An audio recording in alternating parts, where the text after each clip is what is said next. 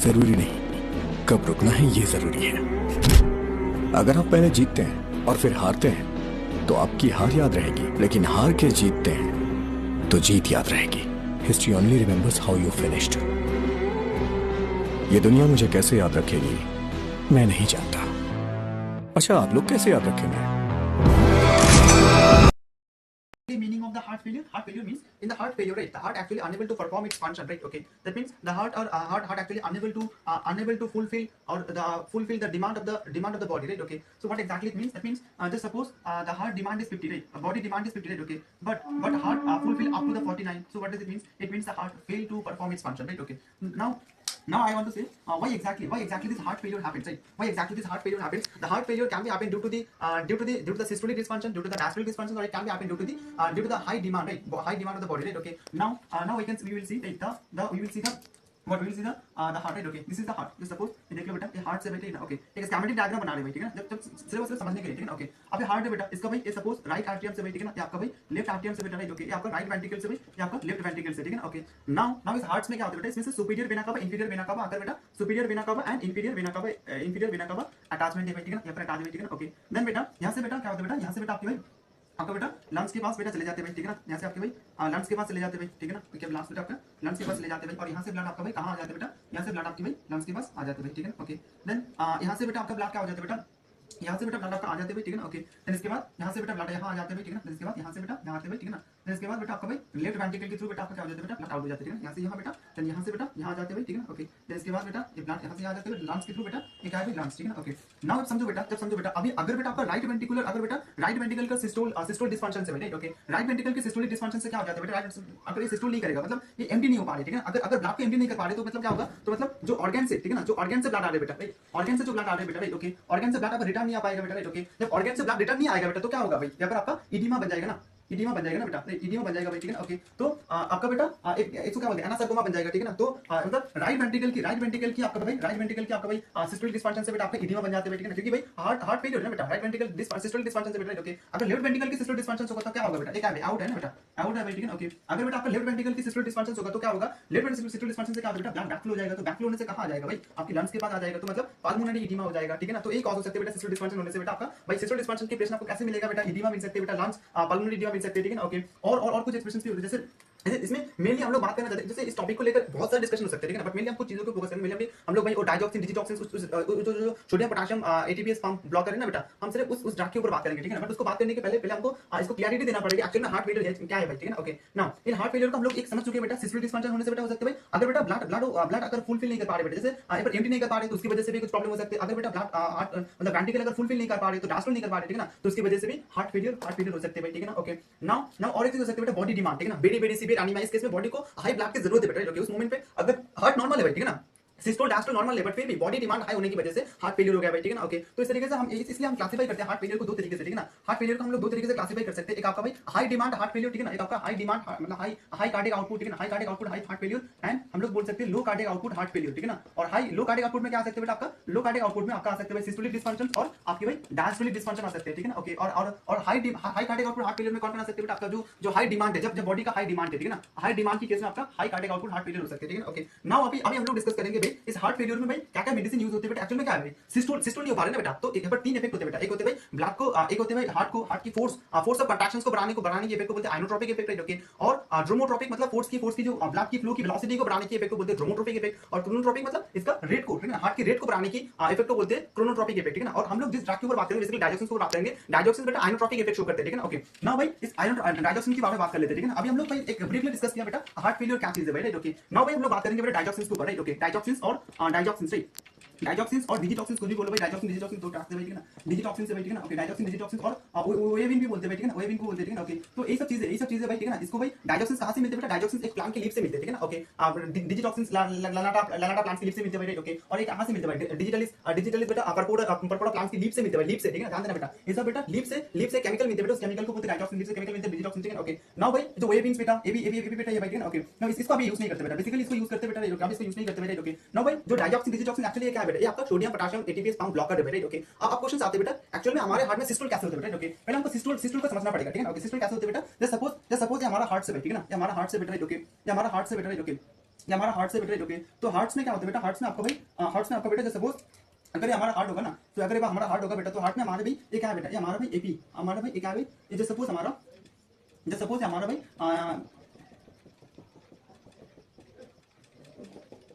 ठीक है।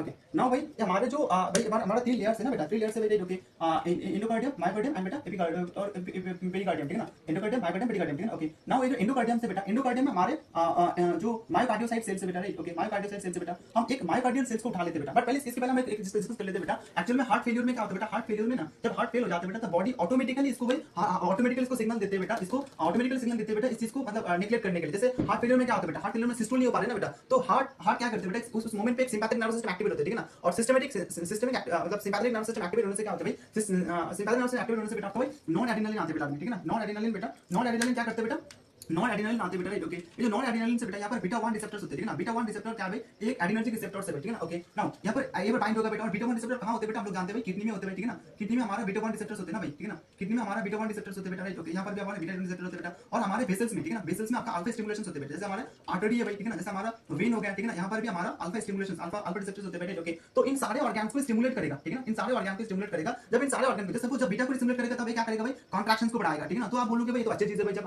हार्ट की बेटा कॉन्ट्रैक्शन नहीं हो पा रहे तो कॉन्ट्रैक्शन करा रहे भाई, तो अच्छा चीज है बेटा, बट एक्चुअली में बुरा है भाई। क्यों क्यों बेटा, ये तो अच्छे है भाई, ये तो गुड है बेटा, बट ये दोनों बैड से बेटा, क्योंकि बेटा अगर भाई आपका भाई किडनी में अगर बेटा इसको इफेक्ट, किडनी में अगर बीटा 1 एड्रेनर्जिक रिसेप्टर में एक्ट करेगा ना, तो एक्ट करने से क्या होता है बेटा, यहाँ से रेनिन सीक्रेट करेगा राइट। ओके, अब जब रेनिन ब्लैक में आएगा, रेनिन क्या करते हैं भाई, रेनिन आप लोग जानते हैं बेटा एंजियोटेंसिन 1 को एंजियोटेंसिन 2 में कन्वर्ट करते हैं बेटा, और एंजियोटेंसिन 2 बेटा एल्डोस्टेरोन को रिलीज करेगा बेटा। एल्डोस्टेरोन क्या करेगा भाई, किडनी से आपका भाई सॉल्ट वाटर रिटेंशन करेगा राइट। ओके, तो मतलब ब्लड में सॉल्ट वाटर रिटेंशन बढ़ जाएगा, ठीक है ना, ब्लड में सॉल्ट वाटर बढ़ जाएगा, ठीक है ना। ओके, नाउ और एक चीज बेटा, अल्फा स्टिमुलेशन से क्या होता है बेटा, अल्फा एक्शन से बेटा आपका भाई वेन एंड आर्टरी का कॉन्स्ट्रिक्शंस होते हैं, ठीक है ना, और वेन आर्टरी कॉन्ट्रैक्शन से क्या होता है बेटा, अगर बेटा वेन का कॉन्ट्रैक्शंस होगा ना बेटा, अगर बेटा वेन की कॉन्ट्रैक्शंस होगा, तो वेन कॉन्ट्रैक्शंस होने से क्या होता है, ब्लड को पुश करेगा भाई, ब्लड पुश करने से क्या होता है बेटा, ब्लड और ब्लड बढ़ जाएगा, ठीक है ना। एक तो बेटा पंप नहीं कर पा रहे और दोबारा आप क्या कर रहे हो भाई, ब्लड को बेटा बढ़ते जा रहे हो, ब्लड को बढ़ते जा रहे हो, एक तो पंप नहीं कर पा रहे बेटा, फिर आप ब्लड को बढ़ते जा रहे हो बेटा, तो एक प्रॉब्लम है ना बेटा, तो ये बैड इफेक्ट्स है भाई, ठीक है ना। और ये पर देखो, अब जब आपके आउटर की थ्रू जब आप ब्लड को बाहर निकालना चाहते हो, बट यहाँ पर कॉन्स्ट्रिक्ट हो गया बेटा, आर्टरी की कॉन्स्ट्रिक्शन हो गया, ठीक है ना, तो आर्टरी कॉन्स्ट्रिक्शन से क्या होता है बेटा, ब्लड आपका बाहर नहीं जा पा रहा बेटा, तो ये क्या होता है आफ्टर लोड बढ़ जाएगा, ठीक है ना। तो क्या होगा, प्रीलोड बढ़ जाएगा, वेन की कॉन्स्ट्रिक्शन की वजह से प्रीलोड बढ़ जाते हैं बेटा, और आफ्टर लोड आपका भाई आर्टरी की कॉन्स्ट्रिक्शन की वजह से आपका भाई आफ्टर लोड बढ़ जा रहा है, ठीक है ना। तो प्रीलोड बढ़ गया बेटा, आफ्टर लोड बढ़ गया बेटा, तो इसका मतलब प्रीलोड आफ्टर लोड जब बढ़ जाएगा ना बेटा, तो हार्ट में बहुत सारे इफेक्ट आते हैं बेटा। जैसे जब एल्डोस्टेरोन बढ़ जाएगा बेटा, तो क्या कर देगा बेटा, यहाँ पर रीमॉडलिंग कर देगा, मतलब हाइपरट्रॉफी हो जाएगा, क्योंकि हार्ट के ऊपर प्रेशर आ रहा है ना बेटा। जब किसी के ऊपर प्रेशर आते हैं बेटा, जैसे किसी भी टिश्यू के ऊपर प्रेशर जब आते हैं ना बेटा, तो वो क्या करते हैं, उसको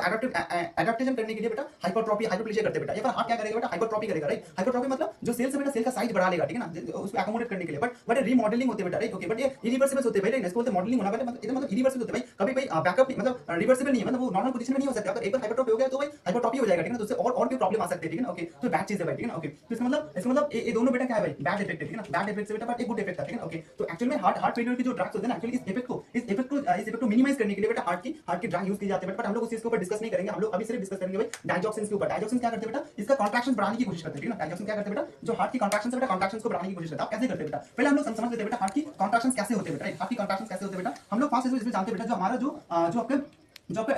आपका भाई एक है भाई मायोकार्डियोसाइट सेल ना बेटा, तो मायोकार्डियोसाइट सेल को जूम कर लेते हैं, ठीक है ना। मायोकार्डियोसाइट सेल को जूम करते हैं, तो मायोकार्डियल सेल में क्या होता है बेटा, मायोकार्डियोसाइट सेल में बेटा आपके भाई यहाँ पर आपका सोडियम पोटेशियम पंप होते हैं, ठीक है ना, सोडियम पोटेशियम रेडियस पंप्स होते हैं भाई। यहाँ पर आपका सोडियम क्या है भाई, मायोकार्डियम लेयर से बेटा क्या है भाई, हमारा भाई ये हमारा क्या है भाई, पेरिकार्डियम से बेटा ना। ओके, जो एंडोकार्डियम जो आपके भाई मायोकार्डियम से बेटा, मायोकार्डियम में क्या है भाई, यहाँ पर हमारा मायोकार्डियोसाइट सेल से बेटा। ओके, अब इस मायोकार्डियोसाइट सेल में क्या होता है बेटा, मायोकार्डियोसाइट सेल में बेटा एक्चुअली में सोडियम पोटेशियम एटीपीएस पंप्स होते हैं, ठीक है ना। ओके, एंड देन बेटा आपका जो मेम्ब्रेन में, ठीक है ना, ट्रांसमेम्ब्रेन प्रोटीन से भाई, क्या है भाई, ट्रांसमेम्ब्रेन प्रोटीन से बेटा। ओके, और आपका क्या है भाई, सोडियम कैल्शियम एक्सचेंजर है भाई, ठीक है ना। ओके, देन इसके बाद आपके पास यहाँ पर क्या है भाई, वोल्टेज ग्रेडेड सोडियम चैनल से भाई, ठीक है ना, ये सब क्या है बेटा, ये सब है भाई वोल्टेज ग्रेडेड सोडियम चैनल से भाई, ठीक है ना। ओके, नाउ ये सब चीजें बेटा यहाँ पर है भाई, और यहाँ पर क्या है भाई, यहाँ पर जैसे सपोज हमारा भाई क्या है भाई, जैसे सपोज हमारा ये हमारा भाई क्या है भाई आपका एंडोप्लाज्मिक रेटिकुलम, ठीक है ना, हमारा एंडोप्लाज्मिक रेटिकुलम से भाई, ठीक है ना। ओके, और एंडोप्लाज्मिक रेटिकुलम के पास दो चैनल्स होते हैं बेटा, एक है भाई आपका RYR, ठीक है ना, RYR2 एंड बेटा SERCA2, ठीक है ना, एक है भाई SERCA2, ठीक है ना, SERCA2, ठीक है ना। ओके, SERCA RYR क्या है भाई, RYR आपका एक चैनल से बेटा कैल्शियम चैनल से बेटा। ओके, और SERCA भी कैल्शियम चैनल से, ठीक है ना। ओके, इधर क्या है भाई SERCA क्या है भाई, SERCA का मीनिंग क्या होता है बेटा, इसमें endoplasmic reticulum right, calcium ATPase, ठीक है ना। ओके, तो इसका मीनिंग से एंडोप्लाज्मिक रेटिकुलम कैल्शियम ATPase, इसका मतलब क्या है भाई, ये कैल्शियम को बेटा अंदर कैल्शियम को बेटा इंसाइड लेने में हेल्प करेगा, ठीक है ना। ओके, और RYR क्या करेगा बेटा, कैल्शियम को बेटा बाहर निकालने में हेल्प करेगा, ठीक है ना। ओके, नाउ भाई क्या होता है बेटा, एक्चुअल में जो नॉर्मल जब हार्ट सिस्टम करते हैं बेटा, एक्चुअल में कैसे करते हैं बेटा, और यहाँ पर क्या है ट्रोपोनिन्स प्रोटीन से, ठीक है ना, TPC है भाई, ठीक है ना, TPC है बेटा, और TPC है बेटा, और यहाँ पर हमारा मायोसिन हेड से, ठीक है ना, मायोसिन हेड से, और यहाँ पर हमारा एक्टिन फिलामेंट से, ठीक है ना, एक्टिव फिलामेंट से बेटा, राइट, ओके, ठीक है ना, एक्टिव फिलामेंट से बेटा, राइट, ओके। नाउ भाई जब क्या होगा ना बेटा, जब आप सेल को जब डीपोलराइजेशन मिलेगा, ठीक है ना, जब कार्डियोमायोसाइट्स को जब आपको डीपोलराइजेशन मिलेगा बेटा, डीपोलराइजेशन का सिग्नल मिलेगा, ठीक है ना, डीपोलराइजेशन की सिग्नल मिलेगा, ध्यान दो बेटा, ठीक है ना, डीपोलराइजेशन की सिग्नल जब मिलेगा ना, तो डीपोलराइजेशन के सिग्नल से क्या होता है बेटा, कैल्शियम एंटी होते हैं बेटा, क्या है, voltage gated sodium channel, voltage gated calcium channel, ठीक है ना, वोल्टेज गेटेड कैल्शियम चैनल से, ठीक है ना, कैल्शियम चैनल, ठीक है ना, तो voltage gated calcium channel activate हो जाएगा जब डीपोलराइजेशन का सिग्नल मिलेगा, देन उसके बाद कैल्शियम एंटी लेगा, ठीक है ना, कैल्शियम एंटी लेगा, 1% कैल्शियम एंटी लेगा भाई, और यही 1% कैल्शियम एंटी भाई इसके साथ बाइंड करेगा, ठीक है ना, बाइंड करने के बाद इस एंडोप्लाज्मिक रेटिकुलम को बेटा एक्टिवेट करेगा, जब एंडोप्लाज्मिक रेटिकुलम एक्टिवेट हो जाएगा बेटा,